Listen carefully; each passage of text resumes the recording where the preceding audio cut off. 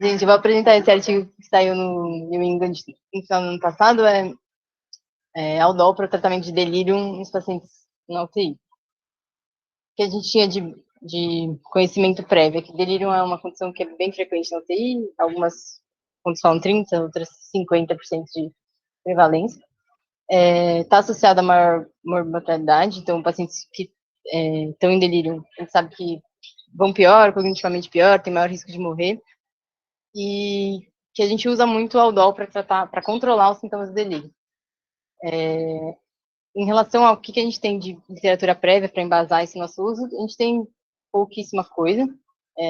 Tem essa revisão sistemática de 2019, que encontrou, acho que eram 8 estudos, mas eram todos pequenos. A maioria tinha alto risco de viés, teve um que era um pouquinho maior e que não tinha tanto risco de viés, que a gente vai ver, que é o MIND USA. E não encontrou diferença de mortalidade nem de gravidade do delírio no uso de Aldol, mas não dá para concluir muita coisa, porque realmente tem bastante risco de viés. Tanto que o guideline do PADIS não fala nada sobre isso, assim, não recomenda o uso de antipsicótico. A gente tem, então, esse estudo que foi um pouquinho maior, foram 566 pacientes que tinham, eles, na verdade, pegaram uma coorte de pacientes que evoluíram com delírio, eles incluíam no estudo, e aí foi um RCT, foi feito em 2018, eles compararam Aldol, ziprasidona e placebo. Ziprasidona é um outro antipsicótico, como conheci. Chamava a atenção desse estudo é que mais ou menos 90% dos pacientes estavam num delírio hipoativo, que talvez não seria o contexto em que a gente usaria o Aldol. Eles usaram uma média de 11 miligramas de Aldol, e realmente não teve diferença nem em dias vivos sem delírio, ou como é que era o desfecho primário deles, nem na quantidade de dias que o paciente ficava em delírio, e nem na quantidade de dias que o paciente ficava em coma. Então, a pergunta do estudo foi se o uso de Aldol nos pacientes que estão criticamente doentes com delírio, se aumenta o número de dias vivo e fora do hospital. Foi um desenho randomizado, foi muito bem cegado, eles cegaram para todos os pacientes, para os médicos, para os investigadores, para as pessoas que estavam vendo, avaliando o desfecho, para quem estava fazendo análise estatística e os membros do comitê de segurança que avaliavam a análise interina ali, que eles tinham programado. É um estudo multicêntrico, eles recrutaram pacientes de 16 centros, boa parte dos pacientes foi incluído de 3 países, mas acabaram incluindo pacientes de todos esses países: Dinamarca, Finlândia, Reino Unido, Itália e Espanha. Recrutaram os pacientes entre junho de 2018 a abril de 2022. Vou lembrar que nesse meio tempo a gente teve a pandemia. Em relação à população que foi incluída no estudo, eram pacientes adultos, maiores de 18 anos, que tinham sido admitidos na UTI por alguma condição aguda, não podia ser uma condição planejada, uma cirurgia que já estava planejada, que testaram positivo no CAN-SU, eu vou mostrar, mas acho que todo mundo já conhece, ou que pontuavam 4 ou mais sintomas de delírio nessa escala que é CDSC, que eu nunca tinha ouvido falar. Eles faziam screening para delírio 2 vezes ou mais por dia, tanto para incluir os pacientes em estudo, quanto depois para o prosseguimento, e eles excluíram, tem uma tabela grande nos suplementos que eles excluíram, mas basicamente se já tinha usado algum antipsicótico antes de randomizar na UTI, ou se já usava previamente como tratamento contínuo, se tinha alguma contraindicação ao Aldol, e aí eles entravam tanto parkinsonismo, ou provavelmente QT, se tinha delirium tremens, se não era possível avaliar o delírio, porque tinha alguma barreira, ou linguística, visual, auditiva, e pacientes com admissão involuntária. Aí, só para lembrar, eu conheci, então, são 4 passos. Primeiro, uma condição que é obrigatória é o paciente ter alterado o nível de consciência em relação ao basal ou ter um curso flutuante. Se não tinha isso, não está em delírio. Se tem isso, precisa ter desatenção, e aí a gente testa com aquele save a heart lá, para o paciente apertar a mão quando falar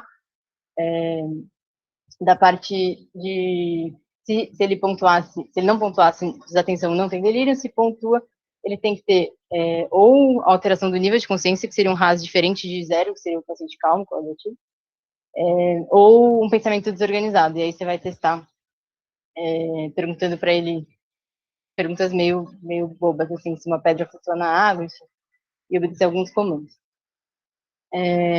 Essa escala do ICDSC pontua 8 dimensões aqui, A primeira que tem que ser avaliada é se tem alteração do nível de consciência, e aí os pacientes ou que não respondem, ou que só respondem com estímulo doloroso, eles não entram para essa avaliação. Entrariam esses 3 aqui, que é o paciente calmo, o paciente que tem um despertar, um estímulo leve, ou os pacientes que estão um pouquinho, tem uma resposta exagerada. Aí se pontuaria, não pontuaria nada para quem está acordado e tranquilo, e pontuaria um ponto para qualquer uma dessas outras situações. Todos os outros, ele pontua um ponto para quem tem, todos eles pontuam 0 ou 1, tá? Para quem tem desatenção, desorientação, alucinação ou ilusão, se tem agitação psicomotora ou hipoatividade, se está com um discurso inapropriado, se tem alteração de circulação no vigília e se os sintomas flutuam. Se você pontuar 4 ou mais, pontua como delírio. A intervenção era o DOL 2,5, era feito 3 vezes ao dia de horário, e aí podia repetir 2,5 se necessário até o máximo de 20 miligramas. O controle era a saline isotônica e eles faziam exatamente da mesma forma que o Aldol. Então, seria o mesmo volume do Aldol, feito como salina, as ampolas eram idênticas, as soluções eram transparentes, eram indistinguíveis, então estava bem fácil de cegar. Ainda em relação à intervenção, se o delírio fosse incontrolável, podia usar alguma estratégia de resgate, então propofol, benzodiazepínico, o alfa-2 agonista, seria o Presidex, o clonidina, enfim. Eles continuavam avaliando os pacientes que já tinham sido incluídos no estudo pelo menos 2 vezes ao dia para ver se estava em delírio. Se não tivesse, com 2 avaliações consecutivas, eles interrompiam o tratamento.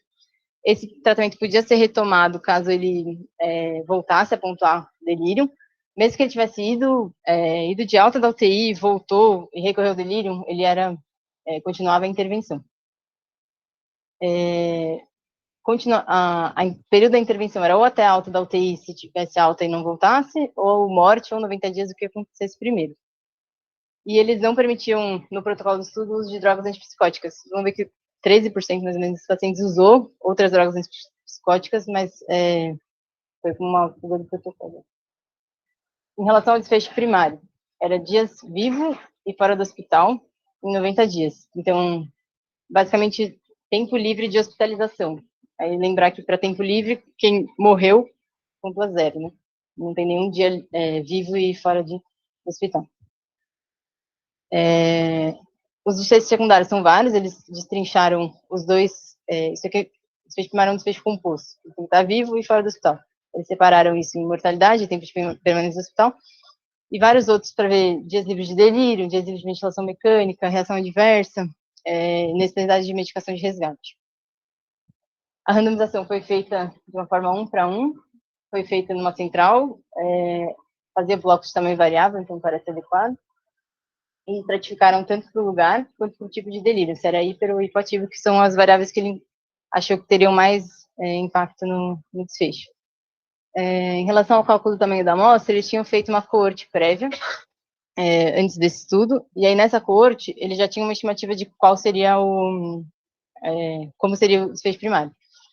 Eles calcularam que eles queriam uma 15% de redução na incidência de morte e 15% de redução no tempo de admissão hospitalar. Eu não sei como faz essa conta, eu tentei entender, mas isso daria um aumento de 8% nesse desfecho composto primário. Não sei, não entendi essa conta. E eles calcularam para ter um poder de 90% com um erro alfa até 5. E eles chegaram na conclusão de que fizeram de 1.000 pacientes. Fizeram análise por intenção de tratar, que seria todos os pacientes randomizados que receberam o tratamento, pelo menos uma dose do tratamento para qual ele foi alocado, e que consentiram, e por protocolo eles excluíram os pacientes que violaram de alguma forma o protocolo, mas eles fizeram isso só como uma análise de sensibilidade. Em relação à estatística, eles deixaram bem claro o plano de análise estatística com uma publicação prévia. Eles planejaram uma análise interina quando metade dos pacientes fossem incluídos.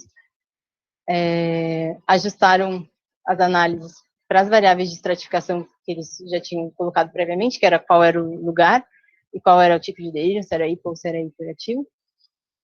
E em relação ao desfecho primário, como é um desfecho que é contínuo e não tem distribuição normal, eles usaram um modelo de regressão linear para estimar a diferença média ajustada entre os grupos.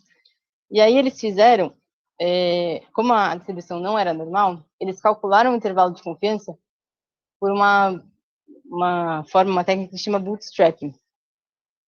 E aí, bootstrapping, eu fui tentar entender o que era, e bootstrapping vem disso aqui, que é você tentar se levantar pelas alças da sua própria bota. Seria uma coisa impossível.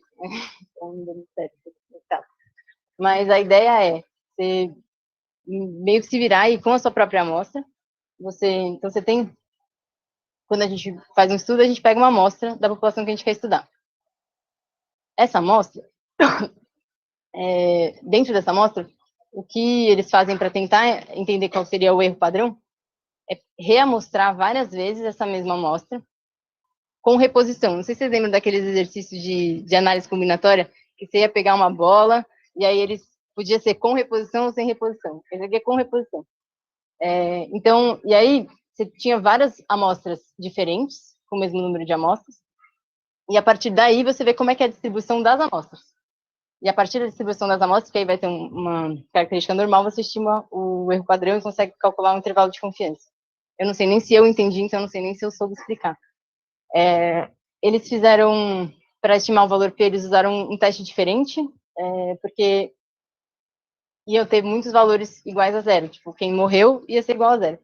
E aí acabava perdendo o poder nos testes habituais para estimar o valor de P. Bom, eles fizeram várias outras análises aí, como análise de sensibilidade, então ajustaram para vários fatores aí, 1 milhão de coisas.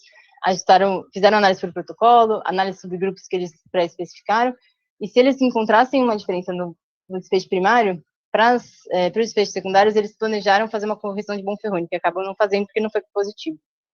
E não imputaram nada em relação aos dados faltantes. Então, indo para os resultados do estudo. Foram avaliados 1.738 pacientes, e desses, boa parte foi excluída porque tinha recebido um antipsicótico antes, já na UTI, alguns porque não tiveram consentimento, e outros porque preenchiam critérios de exclusão. Desculpa. E 1.000 foram para randomização, sendo que desses, 510 foram para o braço Aldol e 490 para o braço placebo.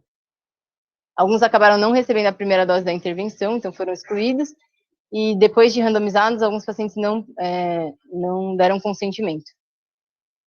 Então, no final, ficou 491 pacientes para análise do desfecho primário e 472. Em relação às características dos pacientes, é uma idade um pouco mais alta do que o habitual da mediana de internação da UTI, mas eram pacientes com delírio, então acho que faz sentido. De forma geral, parecia ter pouco fator de risco, como história de doença mental prévia, história de doença neurodegenerativa, ou AVC, ou TCE, que seriam fatores maiores aí de risco para o paciente ter delírio, que seria alguma condição neurológica. Chama atenção que dos pacientes em delírio, então, 55% era hipoativo. E aí, acho que isso é a primeira coisa que me chamou a atenção, assim, se eu quisesse responder essa pergunta em relação ao Aldol, eu não sei se eu incluiria pacientes que têm delírio hipoativo. Em relação a como foi a intervenção, a mediana de dias que os pacientes ficavam sob a intervenção era perto de 3, 4 dias, recebiam em torno de 3, 4 doses por dia, e isso acabava dando cerca de 8,3 do Aldol, que é uma dose talvez mais baixa do que a gente estaria habituado a usar.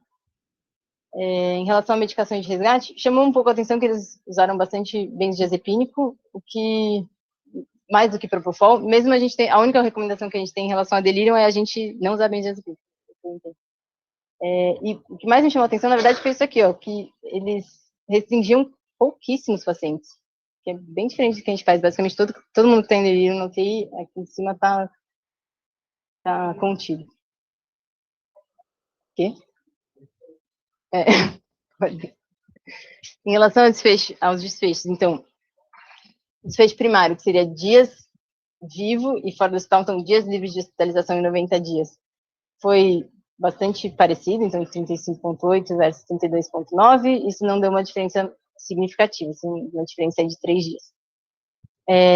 Mas, curiosamente, Em relação aos outros desfechos secundários, nada, mas chama atenção que, para a morte, ele foi positivo. Então, eu entendi isso como um desfecho secundário, porque não foi o desfecho, era uma decomposição do desfecho primário. Mas chama atenção que a curva realmente abre, né? Acho que esse é o achado mais diferente desse estudo. Fizeram análise do grupo, nada diferente. E a conclusão do estudo foi, e eu achei bem correto isso, os caras concluíram que usar Aldol não alterou o número de dias vivo e fora do hospital em 90 dias em comparação com o placebo. E outra conclusão que acho que dá para chegar é que foram poucos eventos adversos com o uso do Aldol. Então, acho que eu não mostrei isso, mas basicamente 2.2 versus 1.9. Então, realmente pareceu ser uma droga segura. E é isso. Agora dá pra gente começar.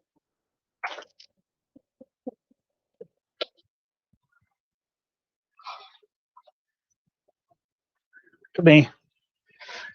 E aí, esse é um estudo bem importante para nós. Pode chegar o jeito aqui.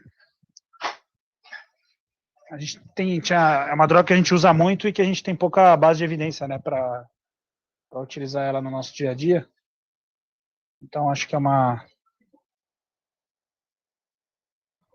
droga importante aí para a gente.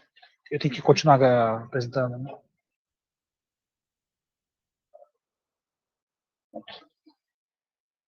E aí, o que vocês acharam? Então, vamos passar aí primeiro da pergunta. Qual que era a pergunta e o que vocês acharam da pergunta do estudo?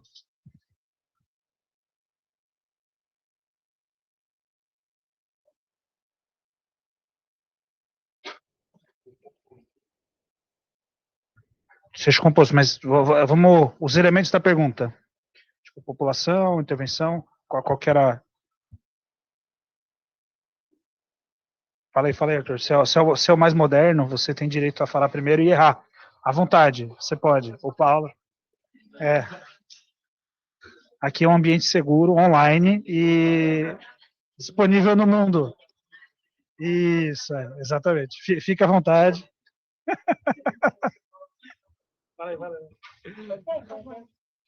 Não, eram pacientes internados em UTI gerais e eles iam selecionar aquele modelo lá para ter certeza que ele meio que estava fazer o diagnóstico de delírio, né?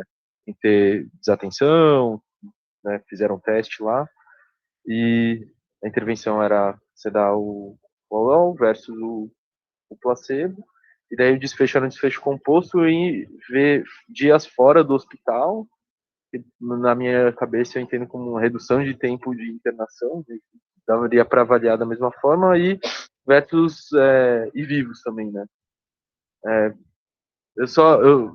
Depois a gente conversa aquele negócio como eles estimaram o efeito do... Vocês não precisam saber o detalhe técnico, mas é saber quando aplicar uma ferramenta diferente do que vocês estão, do habitual, assim, né?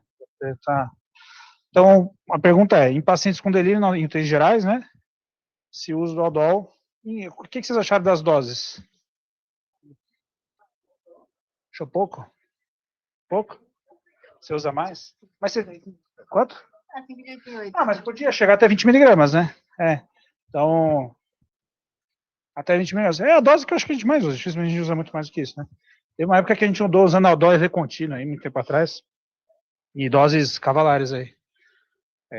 100, 200 miligramas EV contínuo.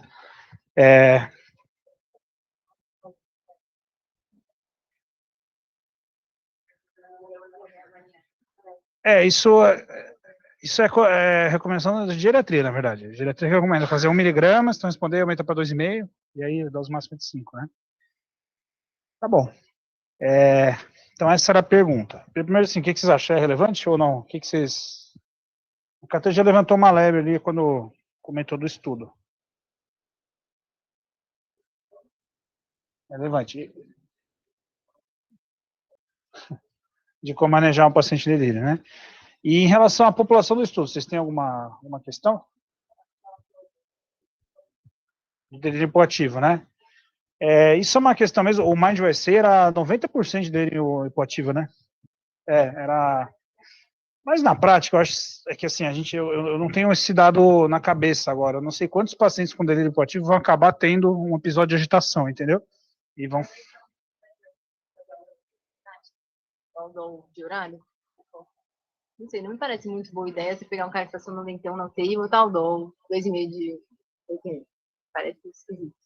Pois é, faz sentido essa ideia. Para incluir esses pacientes é que a linha entre hipoativo e hiperativo é tênue, assim, então um cara que você passa de manhã tá hipoativo, quando você passa 2 horas depois, o cara já arrancou todos os dispositivos e se jogou no chão. Então, eles colocam isso como uma forma de tentar colocar todos os pacientes, porque é uma classificação objetiva. Sim, mas é a justificativa é que o delírio hipoativo pode virar hiperativo e acabar usando, então inclui o delírio em geral por causa disso, né? Aí eu acho que isso é um ponto que pode ficar aí como crítica ou como algo a se ponderar, né, na analisar o resultado. Hã?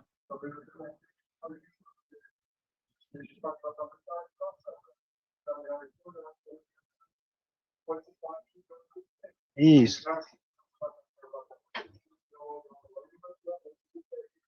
Perfeito, faz sentido. E você sabe, tem um estudo antes do Mind USA, que é o Hope ICU, que ele dava Aldol para pacientes em alto risco de delírio. Aí tem o pré-deliric, que é um score de risco de delírio, e aplicava, os pacientes que tinham alto risco de delírio, dava Aldol de rotina para todo mundo. Isso tudo também não mudou muito, era uma dose baixa, era 2,5 de 88, se não me engano também, mas não mudou desfecho. Então, isso antes do paciente ter delírio. Aí a gente teve Mind USA, que era em pacientes com delírio hipoativo, mas principalmente hipoativo, né? E aí agora chegaram eles aí, com pacientes com delírio, com mais delírio imperativo, mas ainda não era preponderante. Era meio a meio ali, mais ou menos. Tá bom. Eu acharia que faria mais sentido pensando assim, a forma como a gente usa o Aldol é meio que essa ideia, assim, sempre para controle da situação. Eu fico pensando que, eu não sei, talvez o mecanismo pelo qual ele reduzisse tempo de internação, dias livre do hospital, seria tipo, seria reduzindo efeitos adversos que acontecem por conta do delírio, mas eu não imagino que teria um benefício, isso vai reduzir a mortalidade ou vai fazer o cara deshospitalizar mais cedo. Acho que só por não prejudicar o tratamento durante o momento em que está em agitação. E aí, eu não sei se não faria sentido ter uma coisa até mais anterior, assim, tipo, pensar em dispositivos que ele precisou repassar e, tipo, coisas mais... Seria, se a gente for pensar em termos de gestão, agora pensando como gestão, não como pesquisa, mas essas duas coisas são relacionadas. Isso aí seria um indicador de processo, né? Você deu o dó e você vê que realmente tá dando e tá acontecendo menos evento, entendeu? Na verdade, menos evento seria desfecho já, né? Esse é um indicador de resultado disso, né? Menos eventos adversos relacionados à agitação, você quer dizer, né? Mas o que a gente tem que ver aqui, e aí em relação à pergunta, eu ainda não sei como interpretar esse estudo, aí vamos tentar fazer sentido aí.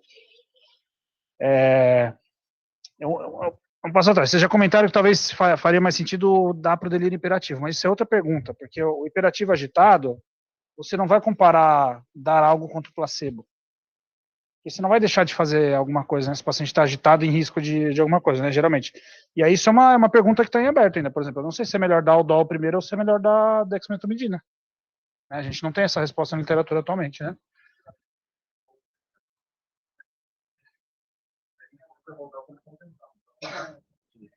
Isso, não, exato. Mas aqui eu acho que ele traz uma coisa até anterior. Eu acho que ele sugere assim, você tem um medicamento super barato, seguro, que isso é super importante, de baixíssimo custo, que pode talvez ajudar o paciente com delírio em geral. Ele entendeu o delírio na UTI em geral como a população para fazer isso, entendeu? E, enfim, aí a gente tenta chegar nesse ponto, mas só para entender, a pergunta não é em relação ao tratamento de agitação, né? Eu acho que era essa que era isso, que é o conceito que a gente sempre teve. A gente usa antipsicótico apenas para tratamento de agitação porque ele não muda a evolução da doença. Tá. Depende de como você olhar para o resultado, né? Mas, em teoria, sim. Se eu for ler ipsis literis, seu primário foi neutro, é isso que ele reforçou. Não adianta dar delírio para isso. Aí, agora, a pergunta, eu tenho um problema com a pergunta em relação ao desfecho mesmo. Algum de vocês esperaria que reduzisse mortalidade, você dá o dó?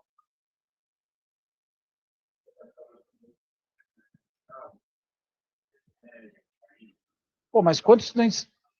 Todo dia está caindo paciente, tendo TCE e morrendo? Não, né?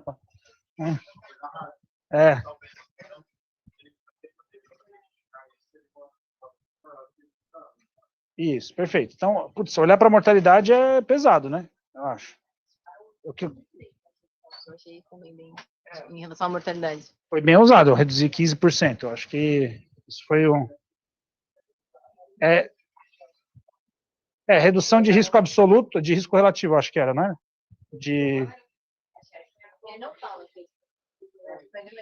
Talvez no SAP ele fala, no projeto do protocolo do estudo ele deve explicar direitinho.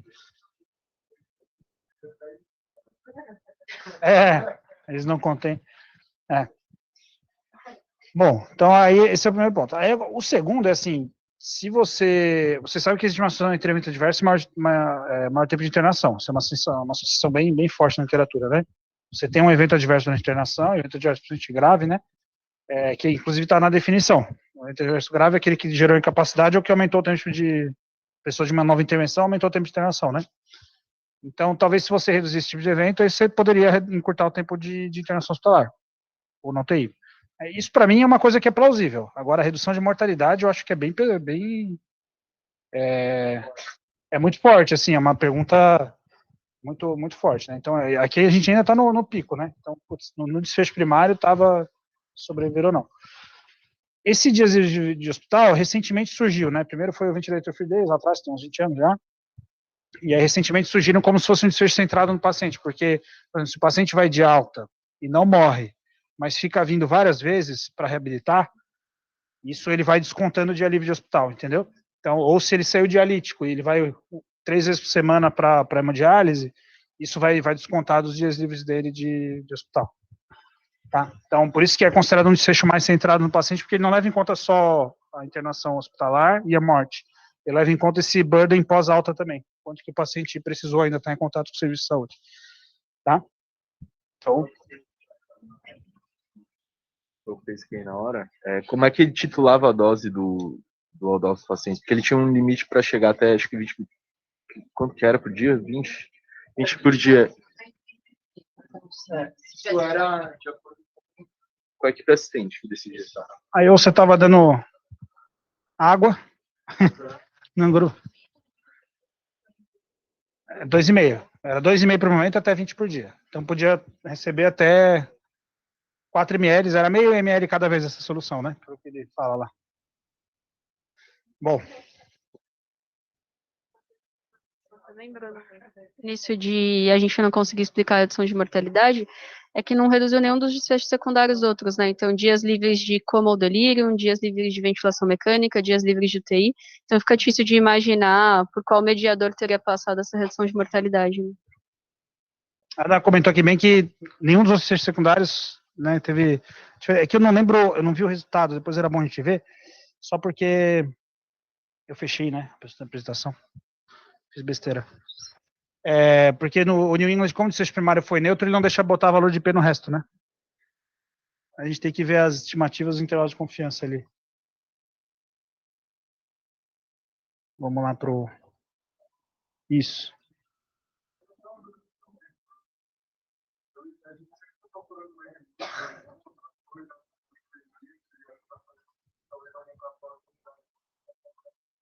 Aham.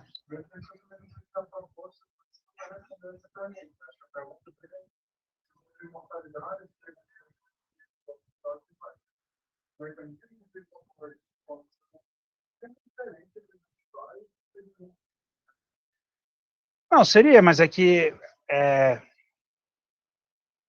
acho que a gente tem toda uma teoria aí por trás, né? É interessante você saber por que isso aconteceu.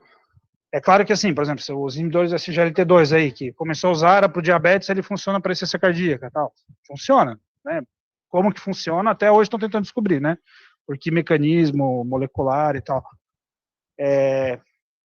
Agora, pô, o aldol ele não tem um mecanismo molecular, sei lá, que ele module alguma coisa, ou talvez tenha, a gente não sabe, né? Não sei. Entendeu?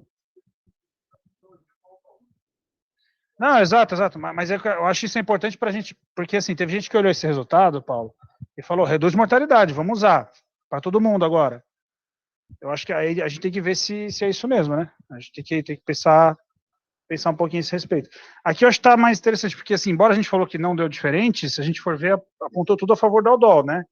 Dias livres de delírio em coma, foi mais frequente. Só que não cruzou a unidade ali. Cruzou, na verdade era, como era dias livres, então cruzou o zero, né? Dias livres sem ventilação mecânica também, putz, foi quatro dias de diferença, né? Mas cruzou o zero. Mas aqui eu acho que o principal resultado, né? Não teve nenhuma diferença aqui de eventos adversos graves, e que eu me lembro, eles falam que não teve nenhum episódio de torção das pontas, né? Ou teve? Que tinha o quelon, tudo bem. Vocês fazem isso na prática, não fazem? Não, mas é um paciente, se você.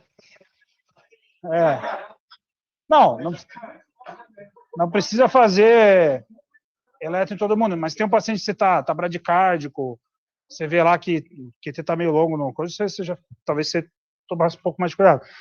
Mas ele mostra que o risco aqui agora é uma realidade de um trial, que é o que é feito para transferência, você não tem esse risco de fato, né? Tá?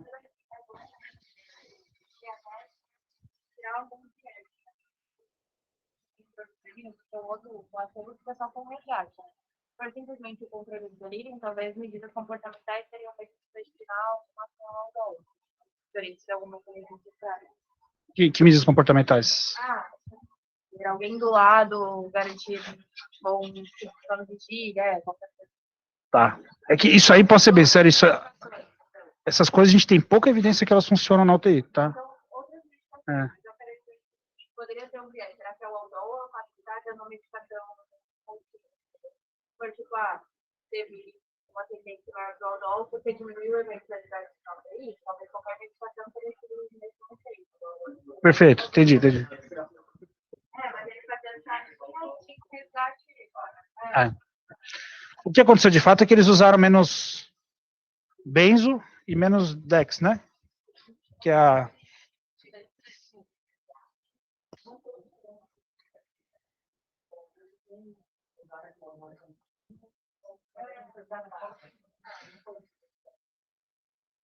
que aqui eles só mostraram na tabela aqui o uso, mas eles não apresentaram diferença. Mas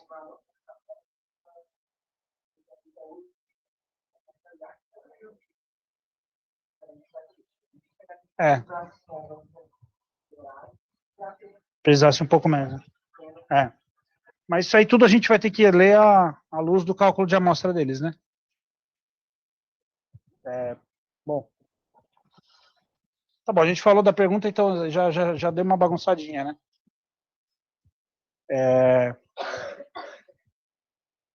Antes de ver os resultados em detalhes, vamos só falar duas coisas. Então, cálculo de amostra. O que vocês acharam do cálculo de amostra? A Cata já contou.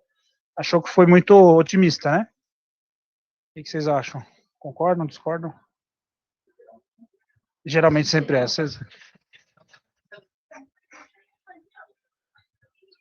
Perfeito. Concordo com você, Gabriel. Geralmente é otimista. E é que eles fizeram o cálculo para dar milzinho, né? Eles fizeram... Tem estudo de quintinho, de milzinho. Eles fizeram... Mas foi isso. Aí deu 1000.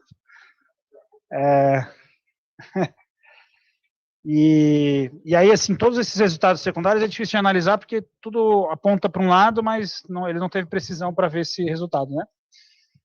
Bom, e aí o segundo ponto, o negócio do bootstrap. Então, vamos só relembrar. Quando eu falo dias livres de hospital, como que é a distribuição dessa variável? Vocês têm ideia? É uma distribuição normal? Vamos partir daí. Não é uma distribuição normal, não vai ser assim, né? Porque eu tenho muito zero. Tem um monte de óbito ali que vai pontuar zero. Certo? E mesmo se eu tirasse o óbito, se eu olhar só os sobreviventes, como que vocês acham que é a distribuição? Vai estar mais para que lado? Pensando assim, zero é nenhum dia livre de hospital, o cara ficou internado 90 dias e sobreviveu. E 90 o cara foi randomizado hoje e foi de alta manhã. Não... O que vocês acham?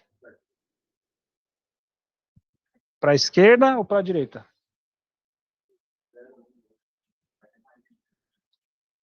Então a maioria ficou internado 85 dias?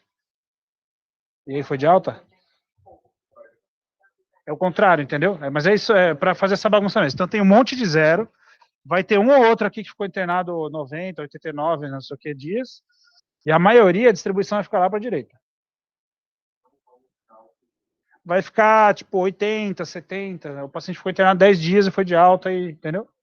Então promete uma distribuição. Então é uma distribuição de bosta, assim, para analisar, né? Não, é difícil mesmo, porque como é que você vai... Sempre que a gente usa um método paramétrico, você assume que tem uma distribuição populacional daquele dado. E aí você tem que ver se a sua amostra corresponde àquela distribuição. Você está assumindo isso. Quando você tem uma distribuição que não dá para assumir isso, que é o caso aqui, porque ela é muito complicada, você tem alguns artifícios para analisar isso. Então, você pode analisar com método não paramétrico. Qual que é o método não paramétrico para analisar essa distribuição?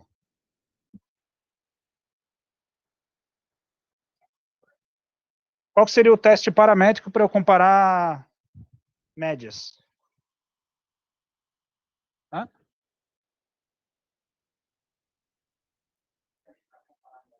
Paramétrico, qual que é o que assume a distribuição normal? Teste T, perfeito. E aí, quando eu vou fazer um modelo de regressão, é a regressão linear. Porque eu quero comparar médias, tá? Então, só que, por que é paramétrico? Porque ele assume a distribuição normal. A gente tem testes que não assumem nenhuma distribuição, que eles comparam o ranqueamento entre os grupos, né? Que é o teste de Mann-Whitney, que compara o rank entre os grupos. Então, tem um ranqueamento mais alto ou mais baixo, dependendo do teste, e ele vai ver se tem uma diferença entre o ranqueamento. Então, ele não assume nenhuma distribuição, ele só compara os ranks. Qual que é o problema dos testes não paramétricos?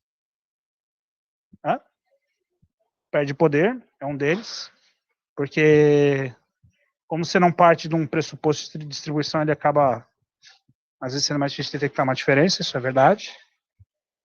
Mas ele tem um outro problemão que vai além desse, porque ele só dá o valor de P. Ele não dá magnitude de efeito e não dá intervalo de confiança. Tá? Então, você precisa, se você quiser estimar isso, você precisa de outro artifício para estimar isso. Tá bom? E a gente tem dois jeitos de fazer isso, do ponto de vista prático.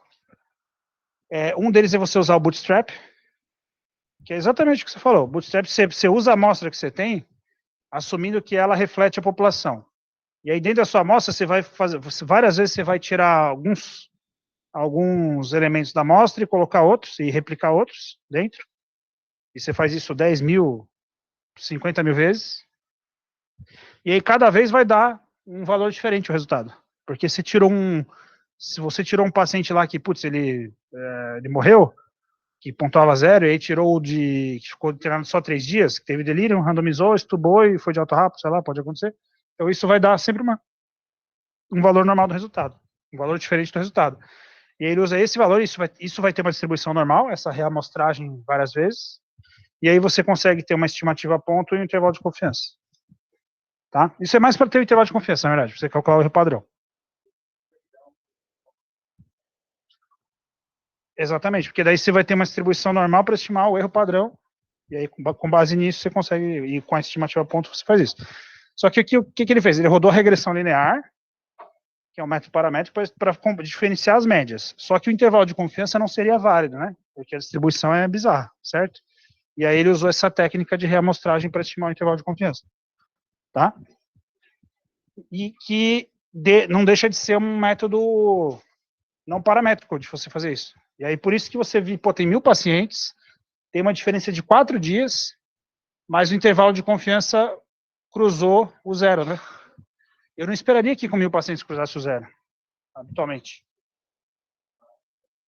Se fosse uma variável de distribuição normal, de fato, e usando o método paramétrico, isso aqui, o intervalo de confiança ia ser bem curtinho, com 1000 pacientes. Entendeu? Se fosse diferença de PAM entre dois grupos, você vê com 50 pacientes, não precisa de 1000. Então, por isso que o intervalo de confiança aqui é tão largo, porque a distribuição de base é uma bosta, e ele usou o método adequado para fazer isso.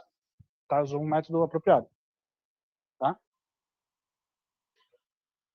Bom, então isso é o Bootstrap. Então, quando você tem uma variável quantitativa contínua, que é o caso aqui, você pode usar para o que quiser, não precisa ser só para esse cenário. Mas quando a distribuição da sua variável não respeita a distribuição do método que você quer utilizar, você pode usar isso para calcular o intervalo de confiança. Tá? Então, esse que é o recado final. Tem outro jeito que é você fazer erro padrão robusto. Tá? Que é você usa a própria amostra para estimar o desvio padrão. E aí ele fica mais largo e acaba sendo melhor também. Tá?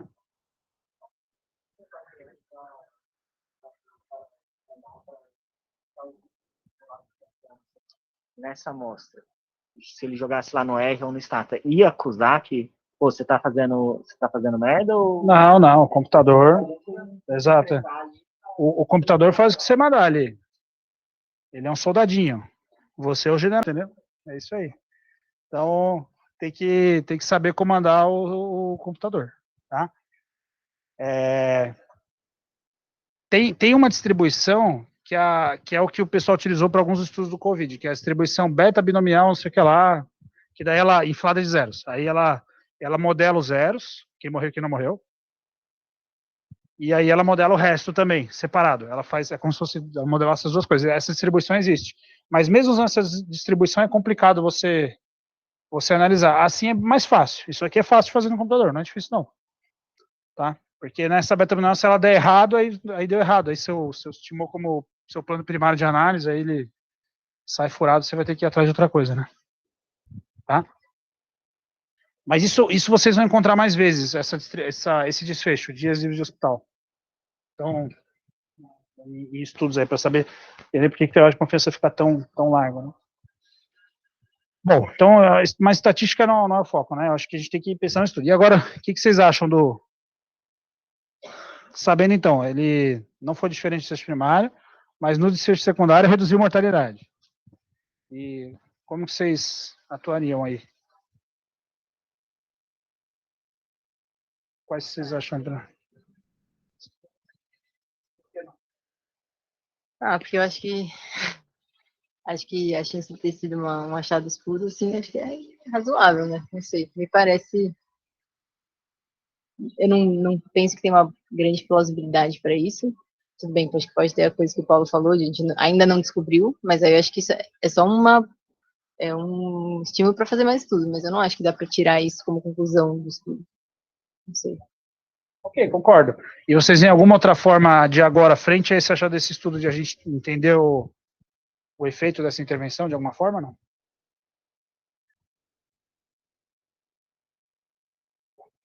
Não vou dar dicas, senão...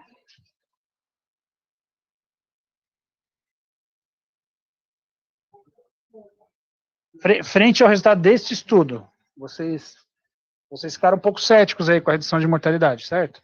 Foi o que eu entendi, ou não? Ou compraram a ideia aí, Aldol reduz mortalidade?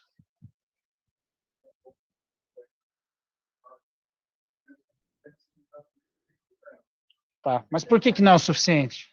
Por que não é o suficiente? Tudo bem, então isso é uma forma, vamos dizer assim, bem...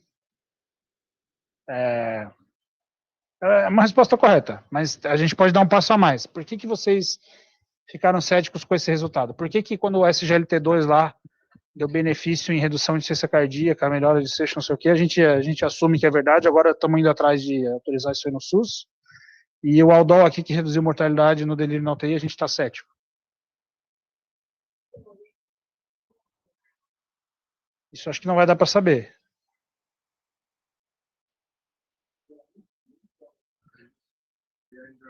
No estudo de desfecho negativo, acho que tem a questão do racional fisiopatológico, acho que querendo ou não pesa.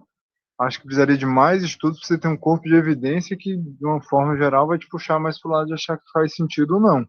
Acho que um estudo só não seria suficiente para mudar totalmente a prática do que a gente faz. Tá bom, e existem mais estudos? Não li todos.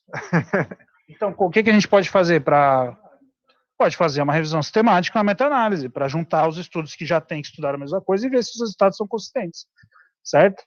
E esse estudo aqui, eu acho que ele é o único que deu essa diferença tão grande. Eu acho, não sei, ele tem que fazer a revisão sistemática, tá? Então, acho que não dá para a gente pegar... Esse é o exemplo clássico, porque sempre tem aquela discussão, o que vale mais, um trial grande ou uma revisão sistemática? Tá? É que é um trial grande, é o maior que tem até agora, mas ele é bem discordante da nossa crença prévia. A nossa crença prévia é que eu tenho que dar antipsicótico apenas quando o paciente agita, certo? Ele é um sintomático, ele não é tratamento de delírio. É isso que a gente ensina até hoje. Eu continuo falando isso. Tá? Ele não muda agora, frente a um doente com delírio que eu vou fazer um antipsicótico, se ele não muda um pouco a minha escolha de antipsicótico. No sentido, por que fazer quetiapina e não fazer aldol? Se esse estudo me mostrou que ele é seguro e me levantou essa dúvida de que ele pode ser melhor. Será que é um efeito de classe ou será que é droga específica? Isso vai ser difícil, porque não dá para dizer que é efeito de classe, né? São classes, assim, tem o mesmo mecanismo de ação geral, mas teorias são classes um pouquinho diferentes, né? Mas a gente tem muito estudo com a quetiapina em doente cirúrgico. A gente extrapolou porque tem por sonda, é fácil de administrar e tal, né? Então a gente acaba utilizando em pacientes clínicos também. Mas aí não tem muito estudo, não. Tá?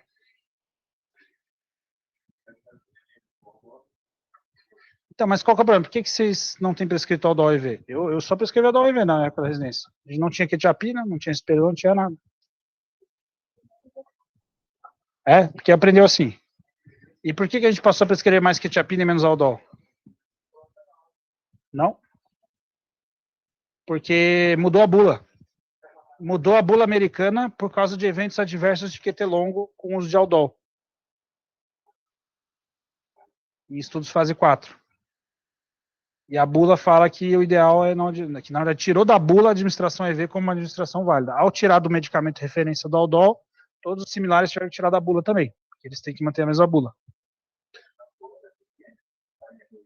Exato. Antigamente era IM ou EV. Isso. Só que agora, os estudos que a gente tem, eles mostram que é seguro, que isso é bobagem. Exato. E aqui não só mostrou que é seguro, como que talvez reduza a mortalidade. A gente não está assumindo que isso é verdade de fato. Então, isso é uma coisa que, inclusive, deveria motivar uma revisão da bula de novo, entendeu? De fato, porque o estudo clínico comparou randomizado, cegado, placebo, não sei o quê, não mostrou esse risco ser tão importante, entendeu? Aí eles pegaram um evento que aconteceu em 1 milhão de uso de aldol e mudou a bula, entendeu? Isso aí é a minha crítica a essas coisas de segurança do paciente, né? Você pega um evento que pode ter sido ao acaso e você usa ele para mudar uma coisa que você tinha evidência científica que não era tão preocupante assim. É claro, eu já vi torção das pontas, já vi umas 3, 4 vezes. É uma tristeza, é uma desgraça. Você fica chocando o dente várias vezes, é uma loucura, né? Não, às vezes que eu vi não era quando foi Codol. Foi um Danzetron com claritromicina com antipsicótico atípico. Entendeu? Foi às vezes que eu vi. Tinha essa combinação. E o paciente, por algum motivo, estava bradicárdio também, né? Então, por isso que, se for por segurança, então vamos parar de usar a Zofran na UTI, né? Por isso que eu achei meio um pouco de preconceito com a droga mesmo, né? E aí acaba sendo isso. Bom, então eu acho que o que eu queria chegar aqui com vocês, esse resultado da redução de mortalidade é um desfecho secundário, então a gente tem que analisar com cautela e não é uma evidência definitiva. Mas mortalidade, mesmo sem desfecho secundário, é mortalidade. Você não consegue mexer com esse desfecho no estudo, né? Então é um desfecho duro, por mais que seja secundário, é um desfecho duro, né?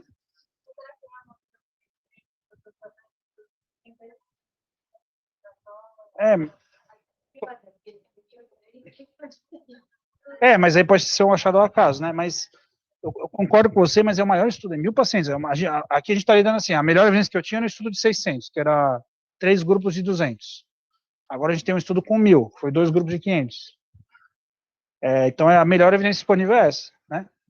Mas então uma das coisas que a gente pode fazer é uma revisão sistemática. E que outra coisa que eu posso fazer para ver a consistência desse resultado, tendo em vista os achados aí? Se eu quiser, entender um pouquinho melhor essa análise.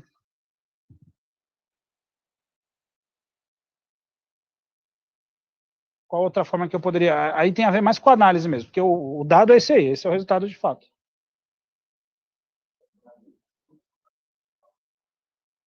Pode ser, isso é uma coisa legal, seria legal.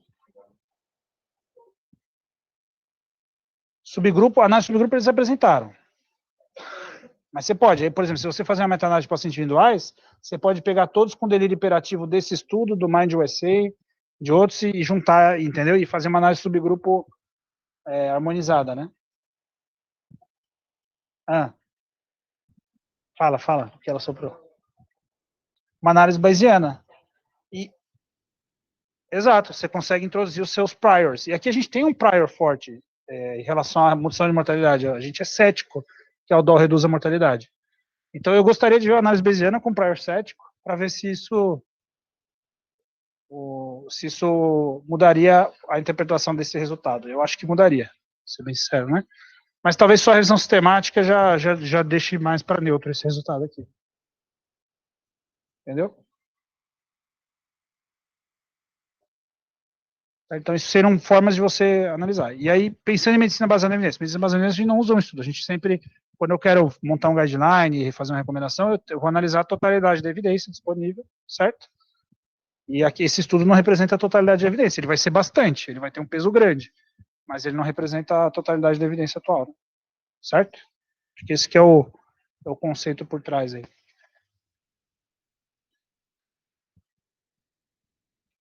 Muito bem. E aí, o que vocês vão fazer agora?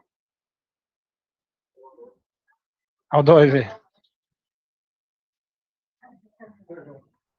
Isso é um problema que a gente vai ter que falar com as farmácias mesmo, dos hospitais, porque os farmacêuticos todos vão chiar, porque não está na bula, é uso off-label, risco de QT longo, não sei o que, entendeu?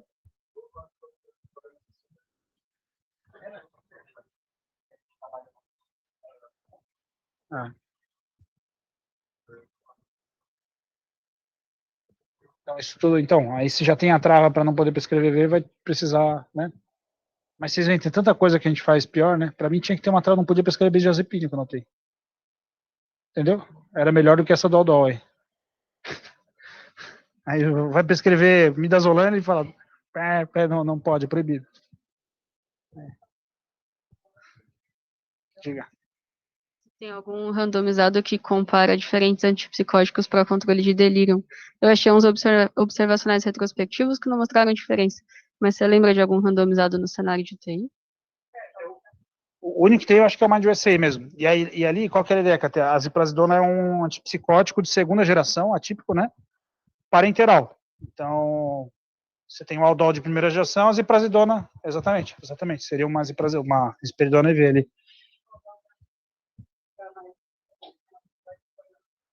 Tá aí a ideia aí desse estudo aí. Um que eu queria ver, antipsicótico versus Dex versus Propofol. Porque eu acho que tem paciente que não adianta. É melhor você dar uma sedação leve, Propofol dose baixa e fazer despertar diário, do que você ficar fazendo 1000 coisas antes de chegar no Propofol, entendeu? Não, deixa entubado, claro. Deixa entubado. Pré-estubado não. Pré-estubado.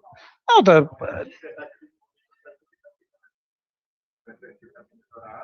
Para conseguir desmamar. Então, eu não sei, essa resposta a gente não tem. Não foi a pergunta do estudo aqui. A pergunta era assim: Aldol é melhor que placebo? Aqui, em teoria, ele disse que não. Né? O resultado.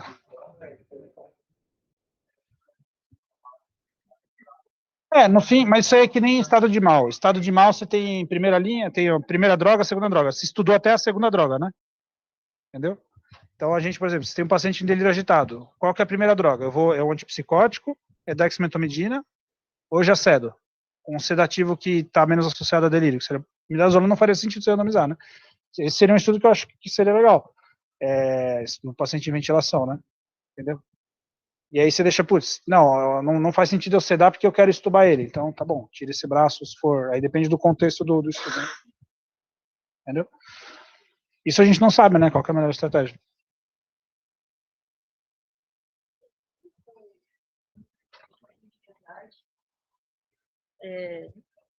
Me chamou a atenção porque se eu estou dando soro para o grupo placebo, eu imaginaria um uso muito maior de medicação de resgate. E foi um pouco diferente, mas não tão diferente assim.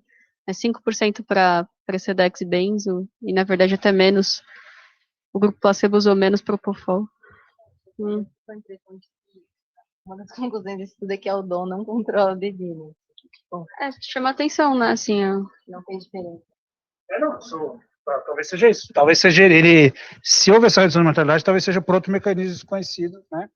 Mas aí a gente tem que ver a totalidade.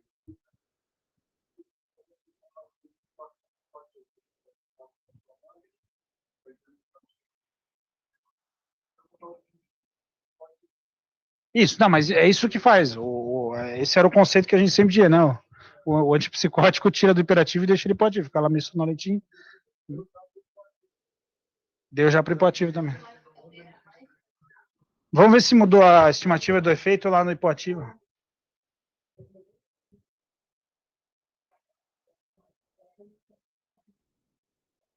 Ó, Paulo, dá uma olhada aqui. A estimativa do efeito mudou, né? Mas como o desfecho primário não é significante, eles não apresentaram o valor de P da interação e eles nem teriam poder para ver essa diferença, né? Mas você vê que... Eu não lembro se media de rotina, tinha alguma coisa aí de QT. Isso fazia parte do protocolo, né?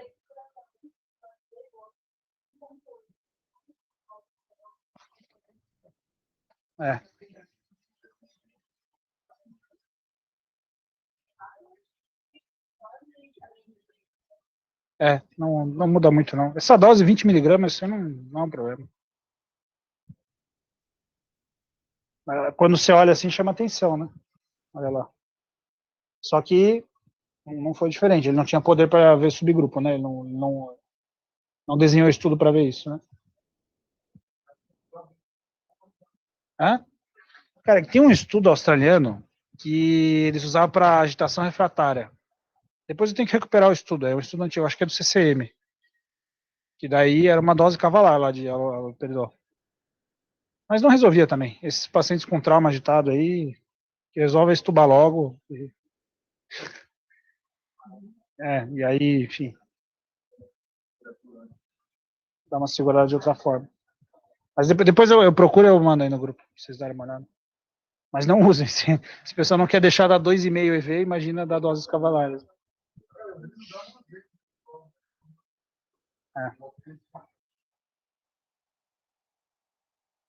Bom, muito bem. Alguma coisa mais aí? Não? Acho que isso aqui ainda vai dar discussões ainda, de tentar entender o que aconteceu aí. E, não sei, a gente pode seguir um pouco essa linha dos estudos ambulatoriais, assim, funcionou. Tudo bem que era secundário, mas era um desfecho duro, né? Talvez algumas pessoas interpretem dessa forma. Eu sou um pouquinho mais cético, acho que a gente tem que olhar o contexto geral aí, o que a gente tem até agora, né? Para ver se as coisas batem. E aí ver. Mas, sim, de fato, eu acho que isso aqui reforça que a gente pode usar à vontade, né? Nessas doses aí, até 20 miligramas, é tranquilo. E tem um limiar baixo para dar. Talvez você não precisa... Aquele paciente que está um delírio hipoativo, mas que de vez em quando está ali falando umas besteiras, tá meio, sei lá. Talvez seria um caso para você ter uma mão mais solta aí, para dar essa dosezinha baixa para evitar que ele agite de vez, né?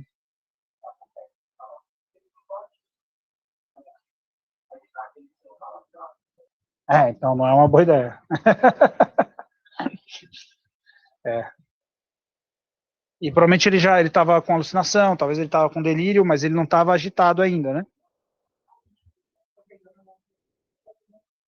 Mas ele já estava com ilusão já.